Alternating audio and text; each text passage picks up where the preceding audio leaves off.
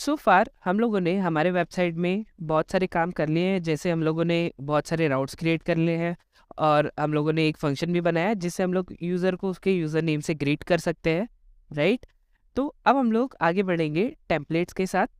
Templates क्यों ज़रूरी होते हैं? अगर हम लोगों को अपने वेबसाइट पर बहुत ज़्यादा डेटा दिखाना है और हमारी वेबसाइट को सुंदर और अट्रैक्टिव भी दिखाना है, तो हम लोगों को HTML टेम्पलेट्स का यूज़ करना पड़ता है।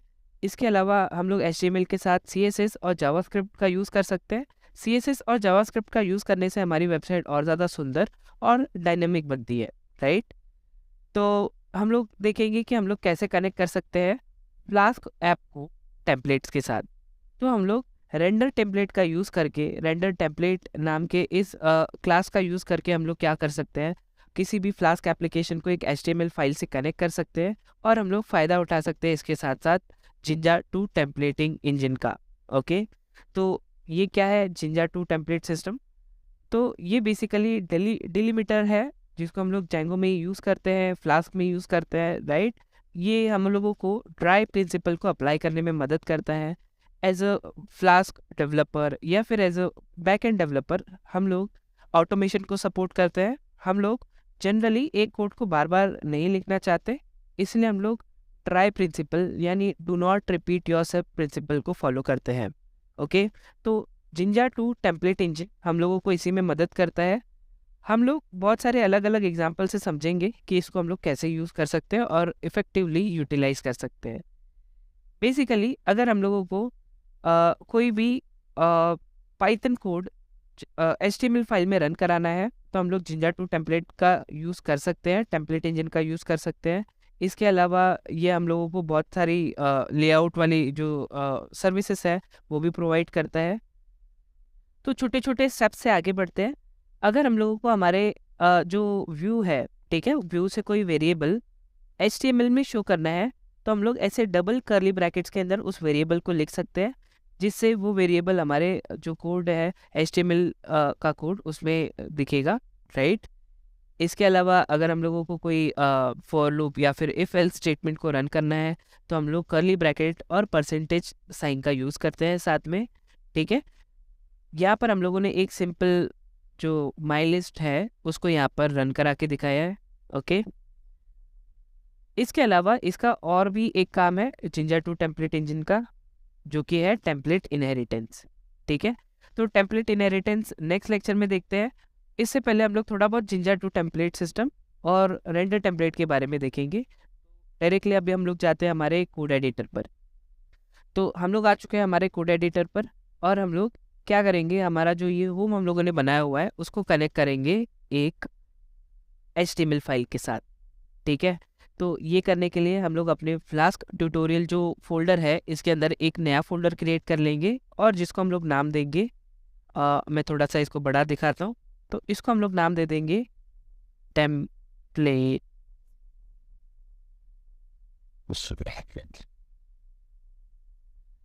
तो हम लोगों ने इसको नाम दे दिया टेम्पलेट्स, ठीक है। एंटर करते हैं, ये एक फोल्डर नया यहाँ पर क्रिएट हो गया। इस फोल्डर के अंदर हम लोग क्रिएट करेंगे एक HTML फाइल। तो इसको नाम देते हैं index.html। आप लोग इस फाइल को कोई भी नाम दे सकते हो, बट इसका जो एक्सटेंशन होना चाहिए HTML होना चाहिए, ओके। एंटर करते हैं।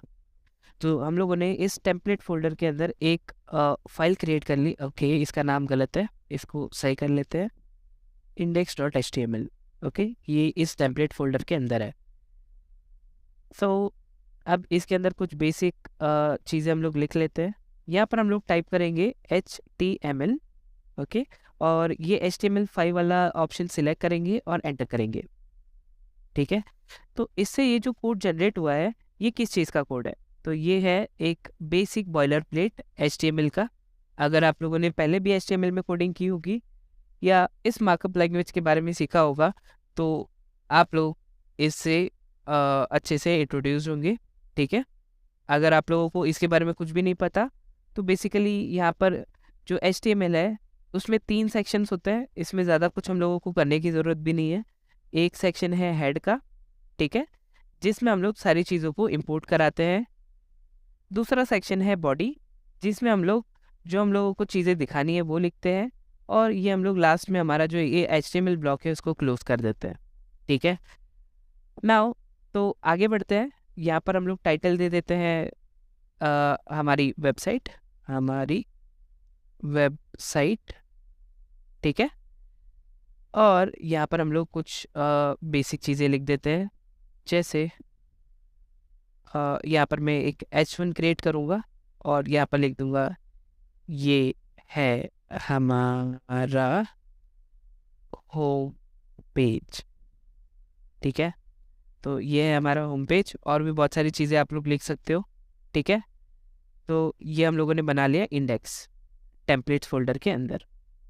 ओके, अब हम लोग क्या करेंगे, अब नेक्स्ट हम लोग क्या करेंगे, app.py में जाएंगे। तो ये जो हम लोगों ने रिटर्न किया हुआ है हमारा होम पेज, ये हम लोग यहाँ से हटा देंगे। तो इसके बदले हम लोगों को यहाँ पर क्या लिखना पड़ेगा, इसके बदले हम लोग लिखेंगे रेंडर टेम्पलेट,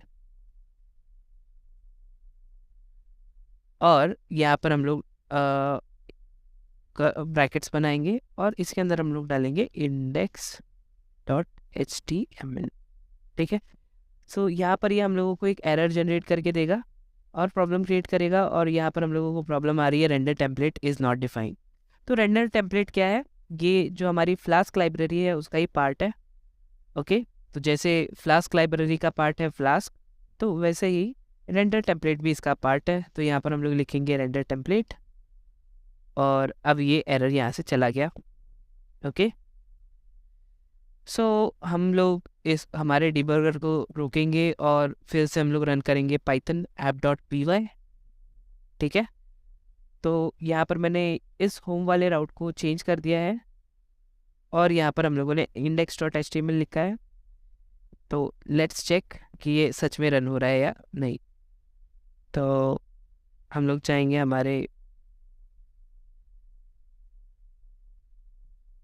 राउट पे 127 और 5000 पोर्ट पे, तो ये आ गया हमारा होम पेज।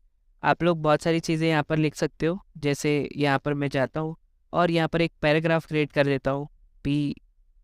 ओके, और इसमें लिख देता हूँ लॉरेम इप्सम का कोड। ठीक है, ये बहुत बड़ा लाइन है, तो इसके बीच बीच में हम लोग ब्रेक्स डाल देते हैं। यहाँ पर एक ब्रेक डालते हैं BR।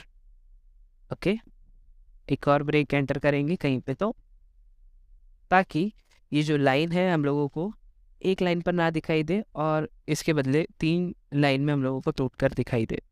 ठीक है, और इसको कंट्रोल सेव करेंगे और लेट्स चेक कि ये सच में रिफ्लेक्ट होता है या नहीं। तो ये रिफ्लेक्ट नहीं हो रहा, सो कंट्रोल सेव करते हैं और हमारा डिबगर फिर से रीस्टार्ट हो गया। ओके, तो ये है हमारी वेबसाइट का होम पेज। तो जो भी हम लोगों ने लोरेम इप्सम का कोड लिखा था वो यहाँ पर आ गया। ओके, तो आज के लिए इतना ही फ्रेंड्स। सो आज के लेक्चर में हम लोगों ने पढ़ा कि हम लोग रेंडर टेम्पलेट का कैसे यूज़ कर सकते हैं। ठीक है, नेक्स्ट लेक्चर में हम लोग देखेंगे कि जिंजर 2 टेम्पलेट इंजन कैसे काम करता है, उसमें हम लोग वेरिएबल को कैसे कॉल कर सकते हैं, फॉर लूप कैसे लगाना है, या इफ एल्स स्टेटमेंट को कैसे एग्जीक्यूट करना है, ये सारी चीज़ें देखेंगे। So stay tuned guys, and thanks for watching this video.